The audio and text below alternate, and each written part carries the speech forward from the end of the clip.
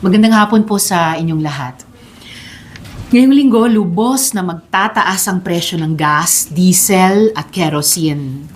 At kung magtutuloy-tuloy ang disruption sa global oil supply dahil sa giyera, kailangan ng saluhin ng gobyerno ang napipintong economic shock mula sa tumitinding oil crisis. Ang panawagan natin ngayon ay simple at hindi tingi-tingi. Kailangan ng pag-usapan, ihanda at ipasa ang isang emergency supplemental budget package na sa estima ng aking opisina ay aabot ng 52.8 billion pesos. Binubuo yan ng 12 billion pesos para sa transport subsidy, 2.8 billion pesos para sa agricultural subsidy, at least 38 billion pesos na emergency fund para sa OFW reintegration, repatriation muna at reintegration.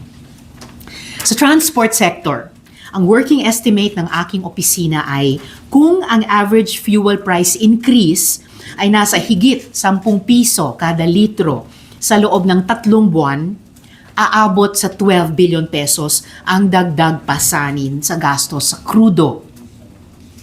12 billion pesos ang transport subsidy na dapat pag-usapan ngayon. Dahil yan na halos ang projected cost. Kaso, ayon mismo sa Department of Energy, walang bagong pondo sa 2026 budget para sa fuel subsidy. Ang pwede lang daw gamitin ay humigit kumulang 2.5 billion pesos na continuing funds mula 2025.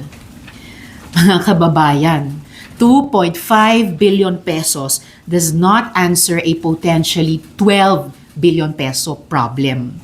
Kung alam nang bilyon-bilyon ang magiging butas, hindi pwedeng ganyan lang kaliit ang pantapat.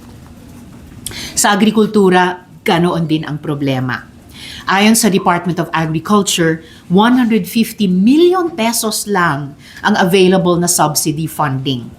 Pero batay sa ating estimate, kung magtatagal ang mataas na presyo ng fertilizer, ang additional cost exposure sa sektor ay nasa 2.8 billion pesos. Again, the projected burden is at 2.8 billion pesos at ang meron lang ang sektor ay 150 million pesos. That is not protection. Napakalayo. At sa OFW sector, malaki ang paghahanda na kailangan. Ayon sa Department of Migrant Workers na humihingi na ng dagdag budget, ang kanilang 1.76 billion peso emergency fund ay sapat lang para sa limited repatriation. Kung lalala ang sitwasyon, mangangailangan ng large-scale evacuation at reintegration support. Dapat kasama dyan ang income support at employment programs para sa uuwing OFWs. Kaya aabot ang kailangan na pondo sa 38 billion pesos. May pwede bang pagkunan ng pondo para sa supplemental budget? Oo. Nandyan ang tinatayang 70 billion pesos mula sa discontinued flood control projects noong 2025. Mayroon ding 2.5 billion pesos na pondo for farm machinery ng Philippine Center for Post-Harvest Development and Modernization o mechanization na maaring i-repurpose bilang agri-subsidy. Pwedeng may ma-free up na cash sa pamamagitan ng phased obligation ng ilang large-scale infrastructure projects para hindi buong project cost ang ire-release agad. At syempre, pwede tayong kumuha sa 17.5 billion pesos na pondo para sa pag-host at pag-chair ng Pilipinas sa ASEAN 2026 summits at meetings. Kaya yan kung magre-rationalize ang ating organizers.